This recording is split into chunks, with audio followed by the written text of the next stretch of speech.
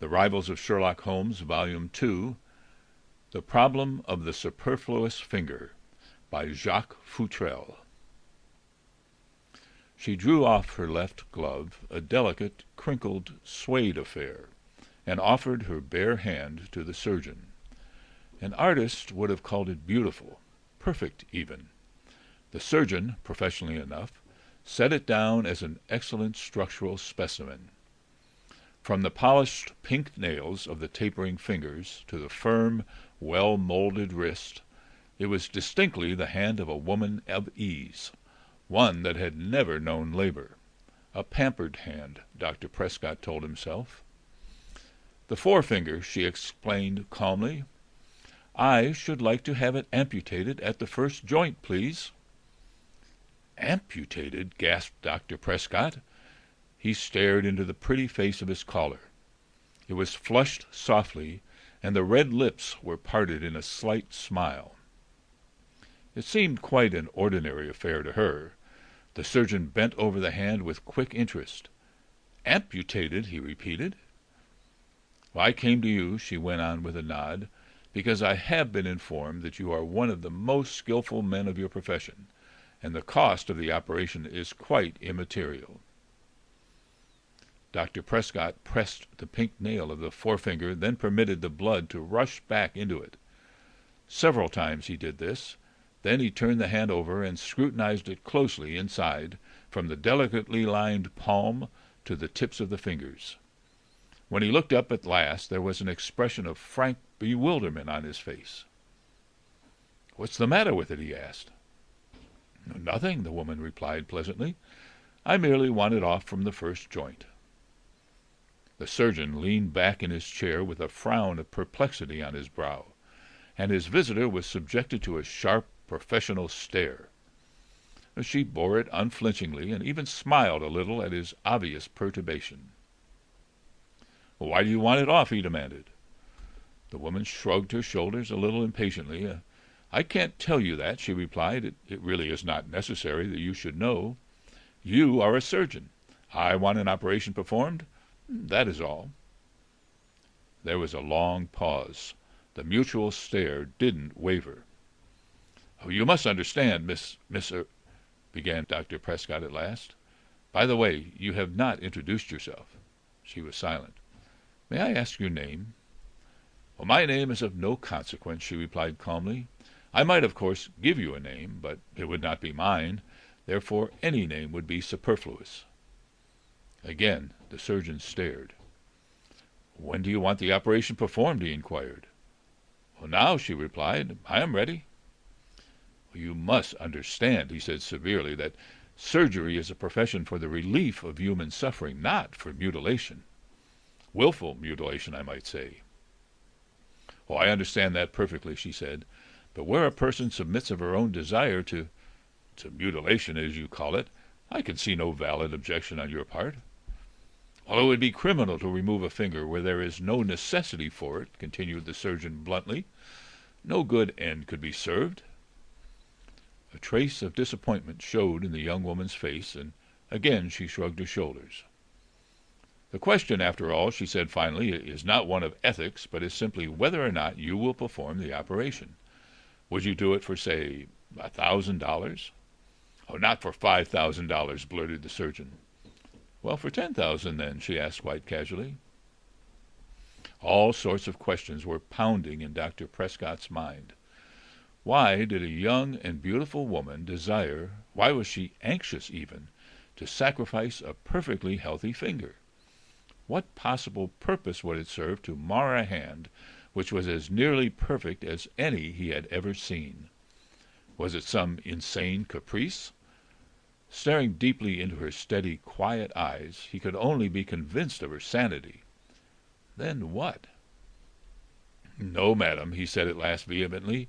"I would not perform the operation for any sum you might mention, unless I was first convinced that the removal of that finger was absolutely necessary.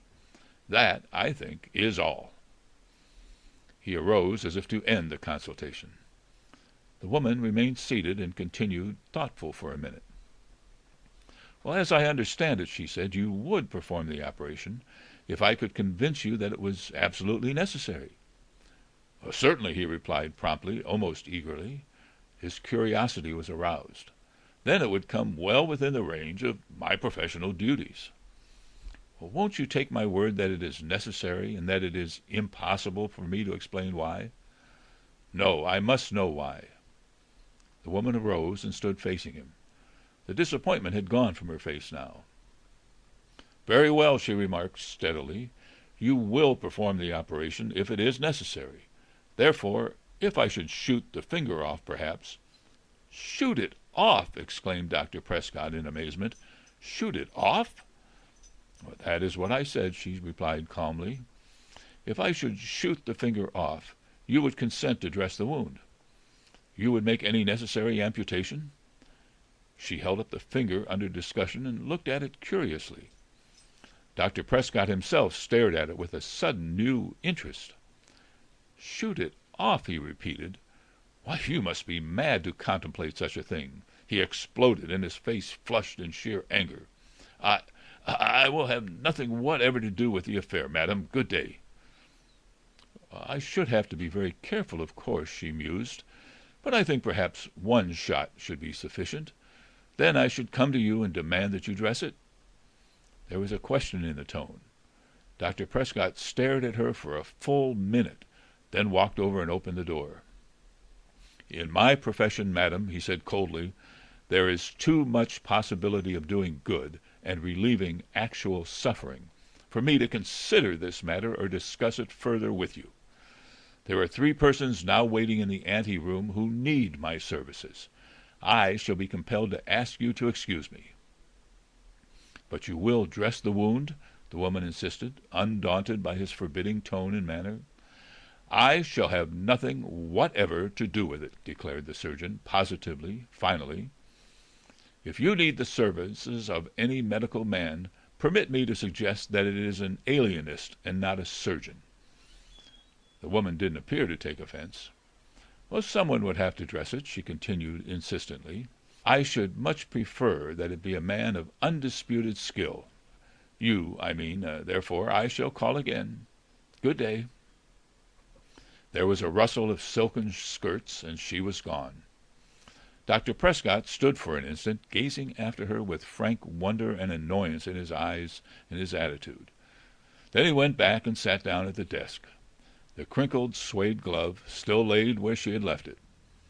He examined it gingerly, then, with a final shake of his head, dismissed the affair and turned to other things. Well, early next afternoon, Dr. Prescott was sitting in his office writing, when the door from the ante-room where patients awaited his leisure was thrown open and the young man in attendance rushed in.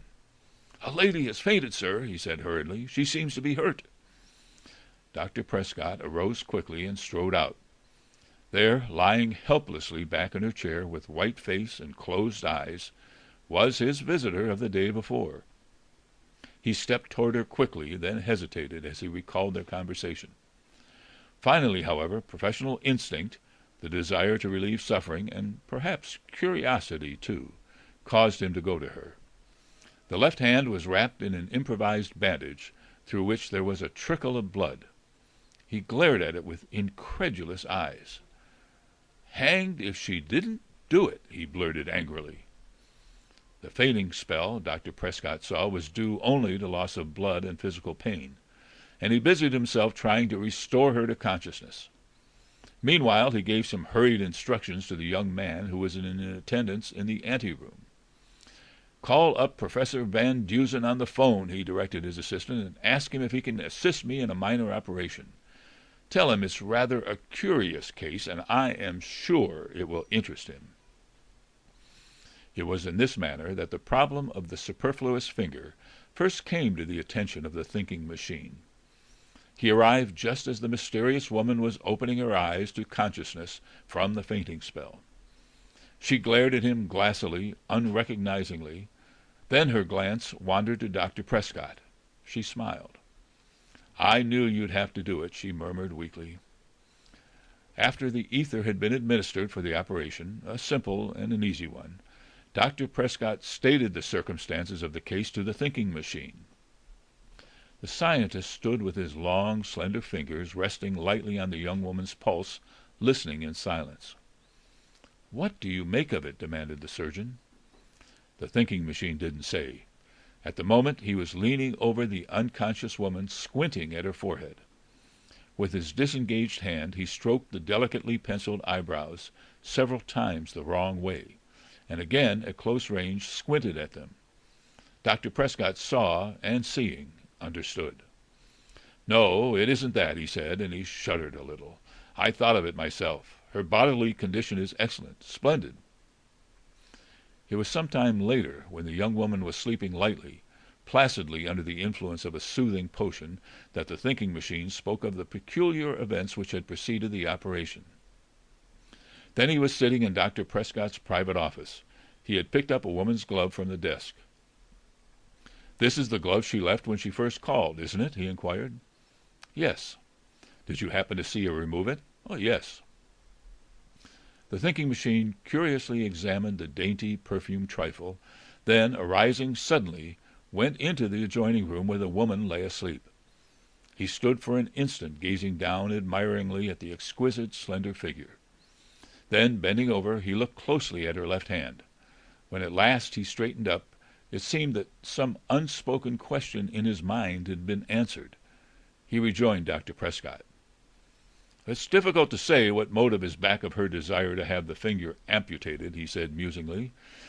"I could perhaps venture a conjecture, but if the matter is of no importance to you beyond mere curiosity, I should not like to do so. Within a few months from now, I dare say, important developments will result, and I should like to find out something more about her. That I can do when she returns to wherever she is stopping in the city. I'll phone to Mr. Hatch and have him ascertain for me where she goes, her name, and other things which may throw a light on the matter."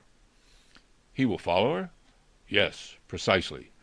Now we only seem to know two facts in connection with her. First, she is English."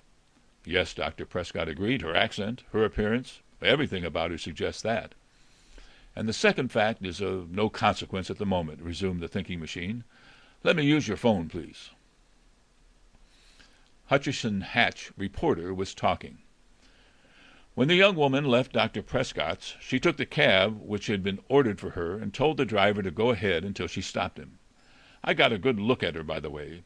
I managed to pass just as she entered the cab, and walking on down got into another cab which was waiting for me. Her cab drove for about 3 or 4 blocks aimlessly, and finally stopped. The driver stooped down as if to listen to someone inside, and my cab passed.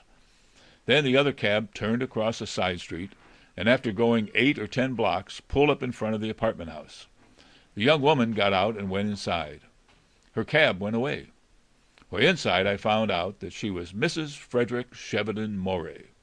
She came there last Tuesday, this is Friday, with her husband, and they engaged— Yes, I knew she had a husband, interrupted the thinking machine. Engaged apartments for 3 months. When I had learned this much, I remembered your instructions as to steamers from Europe landing on the day they took apartments, or possibly a day or so before. I was just going out when Mrs. Moray stepped out of the elevator and preceded me to the door. She had changed her clothing and wore a different hat. Well, it didn't seem to be necessary then to find out where she was going, for I knew I could find her when I wanted to. So I went down and made inquiries at the steamship offices. I found, after a great deal of work, that no one of the 3 steamers which arrived the day they took apartments brought a Mr. and Mrs. Moray. But one steamer on the day before brought a Mr. and Mrs. David Girardeau from Liverpool. Mrs. Girardeau answered Mrs. Moray's description to the minutest detail, even to the gown she wore when she left the steamer. That is the same she wore when she left Dr. Prescott's after the operation. Well, that was all. The thinking machine sat with his enormous yellow head pillowed against a high-backed chair, and his long, slender fingers pressed tip to tip. He asked no questions and made no comment for a long time. Then, "About how many minutes was it from the time she entered the house until she came out again?" "Oh, not more than 10 or 15, was the reply. I was still talking casually to the people downstairs, trying to find out something about them." "What did they pay for their apartment?" asked the scientist irrelevantly. $300 a month. The thinking machine's squint eyes were fixed immovably on a small discolored spot on the ceiling of his laboratory. "Whatever else may develop in this matter, Mr. Hatch," he said after a time, "we must admit that we have met a woman with extraordinary courage, nerve, I dare say you'd call it. When Mrs. Moray left Dr. Prescott's operating room, she was so ill and weak from the shock that she could hardly stand. And now you tell me she changed her dress and went out immediately after she returned home."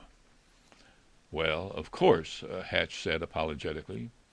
"Well, in that event," resumed the scientist, "we must assume also that the matter is one of the utmost importance to her. And yet the nature of the case has led me to believe that it might be months, perhaps, before there would be any particular development in it." "What? How?" asked the reporter.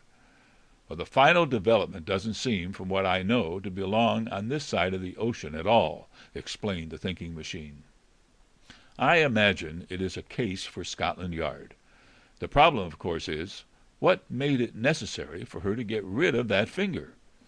If we admit her sanity, we can count the possible answers to this question on one hand, and at least 3 of these answers take the case back to England." He paused. "By the way, was Mrs. Moray's hand bound up in the same way when you saw her the second time?" "Oh, her left hand was in a muff," explained the reporter. "I couldn't see it, but it seems to me that she wouldn't have had time to change the manner of his dressing." "It's extraordinary," commented the scientist. He arose and paced back and forth across the room. "Extraordinary," he repeated. "One can't help but admire the fortitude of women under certain circumstances, Mr. Hatch. I think perhaps this particular case had better be called to the attention of Scotland Yard. But first, I think it would be best for you to call on the Morays tomorrow. You can find some pretext, and see what you can learn about them. You are an ingenious young man. I'll leave it all to you." Hatch did call at the Moray apartments on the morrow, but under circumstances which were not at all what he expected. He went there with Detective Mallory, and Detective Mallory went there in a cab at full speed, because the manager of the apartment house had phoned that Mrs. Frederick Sheveden Moray had been found murdered in her apartments. The detective ran up 2 flights of stairs and blundered heavy-footed into the rooms, and there he paused in the presence of death. The body of the woman lay on the floor, and someone had mercifully covered it with a cloth from the bed. Detective Mallory pulled the covering down from over the face, and Hatch stared with a feeling of awe at the beautiful countenance which had, on the day before, been so radiant with life. Now it was distorted into an expression of awful agony, and the limbs were drawn up convulsively. The mark of the murderer was at the white, exquisitely rounded throat. Great black bruises where powerful, merciless fingers had sunk deeply into the soft flesh. A physician in the house had preceded the police. After one glance at the woman and a swift, comprehensive look about the room, Detective Mallory turned to him inquiringly. "She's been dead for several hours," the doctor volunteered, "possibly since early last night. It appears that some virulent, burning poison was administered, and then she was choked. I gather this from an examination of her mouth." These things were readily to be seen. Also it was plainly evident, for many reasons, that the finger marks at the throat were those of a man. But each step beyond these obvious facts only served to further bewilder the investigators. First was the statement of the night elevator boy. "Well, Mr. and Mrs. Moray left here last night about 11 o'clock, he said. "I know, because I telephoned for a cab and later brought them down from the 3rd floor. They went into the manager's office, leaving 2 suitcases in the hall. When they came out, I took the suitcases to a cab that was waiting, and they got in it and drove away." "When did they return?" inquired the detective. "They didn't return, sir," responded the boy. "I was on duty until 6 o'clock this morning. It just happened that no one came in after they went out until I was off duty at 6. The detective turned to the physician again. "Then she couldn't have been dead since early last night," he said. "She has been dead for several hours, at least 12, possibly longer," said the physician firmly. "There's no possible argument about that." The detective stared at him scornfully for an instant, then looked at the manager of the house. "What was said when Mr. and Mrs. Moray entered your office last night?" he asked. "Were you there?" "Oh, I was there, yes," was the reply. "Mr. Moray explained that they had been called away for a few days unexpectedly, and left the keys of the apartment with me. That was all that was said. I saw the elevator boy take the suitcases out for them as they went to the cab. How did it come, then, if you knew they were away, that someone entered here this morning and so found the body? Oh, I discovered the body myself, replied the manager. There was some electric wiring to be done in here, and I thought their absence would be a good time for it. I came up to see about it and saw that. He glanced at the covered body with a little shiver and a grimace. Detective Mallory was deeply thoughtful for several minutes. The woman is here, and she's dead, he said finally. If she is here, she came back here, dead or alive, last night, between the time she went out with her husband and the time her body was found this morning. Now that's an absolute fact. But how did she come here? Of the 3 employees of the apartment house, only the elevator boy on duty had not spoken. Now he spoke because the detective glared at him fiercely. I didn't see either Mr. or Mrs. Morey come in this morning, he explained hastily. Nobody had come in at all except the postman and some delivery wagon drivers up to the time the body was found. Again, Detective Mallory turned on the manager. Does any window of this apartment open on a fire escape, he demanded. Why, yes, this way. They passed through the short hallway to the back. Both the windows were locked on the inside, so instantly appeared that even if the woman had been brought into the room that way, the windows would not have been fastened unless her murderer went out of the house the front way. When Detective Mallory reached this stage of the investigation, he sat down and stared from one to the other of the silent little party, as if he considered the entire matter some affair which they had perpetrated to annoy him. Hutchison Hatch started to say something, then thought better of it, and turning, went to the telephone below. Within a few minutes, the thinking machine stepped out of a cab in front and paused in the lower hall long enough to listen to the facts developed. There was a perfect network of wrinkles in the dome-like brow when the reporter concluded. It's merely a transfer of the final development in the affair from England to this country, he said enigmatically. Please phone for Dr. Prescott to come here immediately. He went on to the Moreys' apartments. With only a curt nod for Detective Mallory, the only one of the small party who knew him, he proceeded to the body of the dead woman and squinted down without a trace of emotion into the white, pallid face. After a moment he dropped on his knees beside the inert body and examined the mouth and the finger marks about the white throat. Carbolic acid and strangulation, he remarked tersely to Detective Mallory, who was leaning over watching him with something of hopeful eagerness in his stolid face. The thinking machine glanced past him to the manager of the house. Mr. Morey is a powerful athletic man in appearance, he asked. Oh, no, was the reply. He's short and slight, only a little larger than you are. The scientist squinted aggressively at the manager as if the description were not quite what he expected. Then the slightly puzzled expression passed. Oh, I see, he remarked. Played the piano. This was not a question. It was a statement.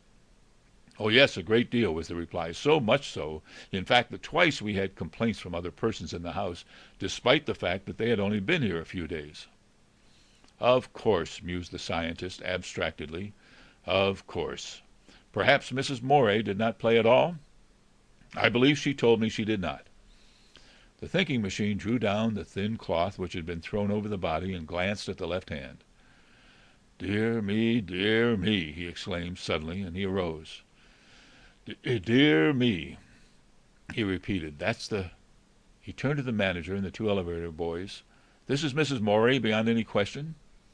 The answer was a chorus of affirmation, accompanied by some startling facial expressions.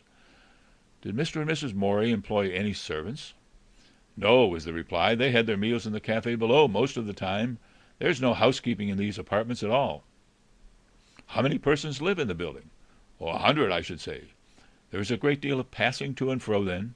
Certainly, it was rather unusual that so few persons passed in and out last night and this morning, and certainly Mrs. Morey and her husband were not among them, if that's what you're trying to find out. The thinking machine glanced at the physician, who was standing by silently. How long do you make it that she's been dead? He asked. At least 12 hours, replied the physician, possibly longer. Yes, nearer 14, I imagine. Abruptly he left the group and walked through the apartment and back again slowly. As he re-entered the room where the body lay, the door from the hall opened and Dr. Prescott entered, followed by Hutchison Hatch. The thinking machine led the surgeon straight to the body and drew the cloth down from the face. Dr. Prescott started back with an exclamation of astonishment recognition.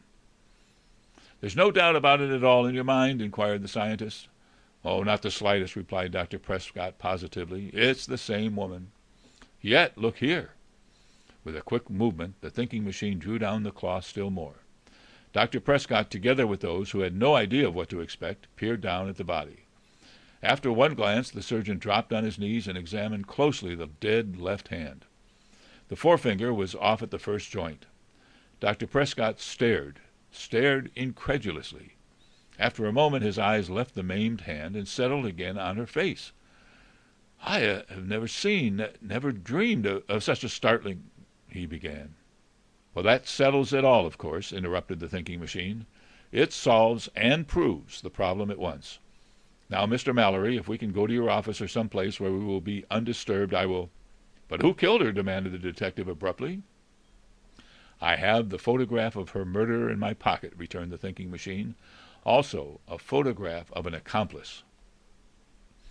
Detective Mallory, Dr. Prescott, the thinking machine, Hutcherson Hatch, and the apartment house physician were seated in the front room of the Moray apartments, with all doors closed against prying, inquisitive eyes. At the scientist's request, Dr. Prescott repeated the circumstances leading up to the removal of a woman's left forefinger, and there the thinking machine took up the story. "Suppose, Mr. Mallory," and the scientist turned to the detective, "a woman should walk into your office and say she must have a finger cut off. What would you think?" "Well, I'd think she was crazy," was the prompt reply. "Well, naturally, in your position," the thinking machine went on, "you are acquainted with many strange happenings. Wouldn't this one instantly suggest something to you, something that was to happen months off?" Detective Mallory considered it wisely, but was silent. "Well, here," declared the thinking machine, "a woman whom we now know to be Mrs. Moray wanted her finger cut off. It instantly suggested 3, 4, 5, a dozen possibilities. Of course, only one or possibly two in combination could be true. Therefore, which one? A little logic now to prove that 2 and 2 always make 4. Not sometimes, but all the time." Naturally, the first supposition was insanity. We passed that as absurd on its face. Then disease, a taint of leprosy perhaps, which had been visible on the left forefinger. I tested for that and was eliminated. 3 strong reasons for desiring the finger off, either of which is strongly probable, remained. The fact that the woman was English unmistakably was obvious. From the mark of a wedding ring on her glove and a corresponding mark on her finger (she wore no such ring), we could safely surmise that she was married. These were the 2 first facts I learned. Substantiative evidence that she was married and not a widow came partly from her extreme youth and the lack of mourning in her attire. Then Mr. Hatch followed her, learned her name, where she lived, and later the fact that she had arrived with her husband on a steamer a day or so before they took apartments here. This was proof that she was English and proof that she had a husband. They came over on the steamer as Mr. and Mrs. David Girardeau. Here they were, Mr. and Mrs. Frederick Chevaudan Moray. Why this difference in name? The circumstance in itself pointed to irregularity, crime committed or contemplated. Other things made me think it was merely contemplated and that it could be prevented, for then the absence of every fact gave me no intimation that there would be murder. Then came the murder, presumably, of Mrs. Moray. "Well, isn't it Mrs. Moray?" demanded the detective. Mr. Hatch recognized the woman as the one he had followed. I recognized her as the one on whom there had been an operation. Dr. Prescott also recognized her, continued the thinking machine. To convince myself, after I had found the manner of death, that it was the woman, I looked at her left hand. I found that the forefinger was gone. It had been removed by a skilled surgeon at the first joint. And this fact instantly showed me that the dead woman was not Mrs. Moray at all, but somebody else, and incidentally cleared up the entire affair. "Well, how?" demanded the detective. "I thought you just said that you had helped cut off her forefinger." "Dr. Prescott and I cut off that finger yesterday," replied the thinking machine calmly. "The finger of the dead woman had been cut off months, perhaps years ago." There was blank amazement on Detective Mallory's face, and Hatch was staring straight into the squint eyes of the scientist. Vaguely, as through a mist, he was beginning to account for many things which had been hitherto inexplicable. The perfectly healed wound on the hand eliminated every possibility but one, the thinking machine resumed. Previously I had been informed that Mrs. Moray did not, or said she did not, play the piano. I had seen the bare possibility of an immense insurance on her hands, and some trick to defraud an insurance company by marring one. Of course, against this was the fact that she had offered to pay a large sum for the operation, that their expenses here must have been enormous, so I was beginning to doubt the tenability of this supposition. The fact that the dead woman's finger was off removed that possibility completely, as it also removed the possibility of a crime of some sort in which there might have been left behind a tell-tale print of that forefinger. If there had been a serious crime with a trace of the finger as evidence, its removal would have been necessary to her. Then the one thing remained. That is that Mrs. Moray, or whatever her name is, was in a conspiracy with her husband to get possession of certain properties, perhaps a title, remember she is English, by sacrificing that finger, so that an identification might be in accordance with the description of an heir whom she was to impersonate. We may well believe that she was provided with the necessary documentary evidence, and we know conclusively, we don't conjecture, but we know, that the dead woman in there is the woman whose rights were to have been stolen by the so-called Mrs. Moray. "But that is Mrs. Moray, isn't it?" demanded the detective again. "No," was the sharp retort. "The perfect resemblance to Mrs. Moray, and the finger removed long ago, makes that clear. There is, I imagine, a relationship between them. Perhaps they are cousins. I can hardly believe they are twins, because the necessity, then, of one impersonating the other to obtain either money or a title would not have existed so palpably, although it is possible that Mrs. Moray, if disinherited or disowned, would have resorted to such a course. This dead woman is Miss, and he glanced at the back of a photograph, Miss Evelyn Rossmore, and she had evidently been living in the city for some time. This is her picture, and it was made at least a year ago by Harkinson here. Perhaps he can give you her address as well." There was silence for several minutes. Each member of the little group was turning over the stated facts mentally, and Detective Mallory was staring at the photograph, studying the handwriting on the back. "But how did she come here, like this?" Hatch inquired. "Well, you remember, Mr. Hatch, when you followed Mrs. Moray here, you told me she dressed again and went out," asked the scientist in turn. "It was not Mrs. Moray you saw then. She was ill, and I knew it from the operation. It was Miss Rossmore. The manager says 100 persons live in this house, that there is a great deal of passing in and out. Can't you see that when there is such a startling resemblance, Miss Rossmore could pass in and out at will and always be mistaken for Mrs. Moray? That no one would ever notice the difference?" "But who killed her?" asked Detective Mallory curiously. "How? Why?" "Moray killed her," said the thinking machine flatly, and he produced 2 other photographs from his pocket. "There's his picture and his wife's picture for identification purposes. How did he kill her? Well, we can fairly presume that first he tricked her into drinking the acid. Then perhaps she was screaming with the pain of it, and he choked her to death. I imagined first he was a large, powerful man, because his grip on her throat was so powerful that he ruptured the jugular inside. But instead of that, he plays the piano a great deal, which would have given him the hand power to choke her. And why? We can suppose only that it was because she had in some way learned of their purpose. That would have established the motive. The crowning delicacy of the affair was Moray's act in leaving his keys with the manager here. He did not anticipate that the apartments would be entered for several days after they were safely away, while there was a chance that if neither of them had been seen here, and their disappearance was unexplained, the rooms would have been opened to ascertain why. That is all, I think." "Except to catch Moray and his wife," said the detective grimly. "Oh, easily done with those photographs," said the thinking machine. "I imagine if this murder is kept out of the newspapers for a couple of hours, you can find them about to sail for Europe. Suppose you try the line they came over on." It was just 3 hours later that the accused man and wife were taken prisoner.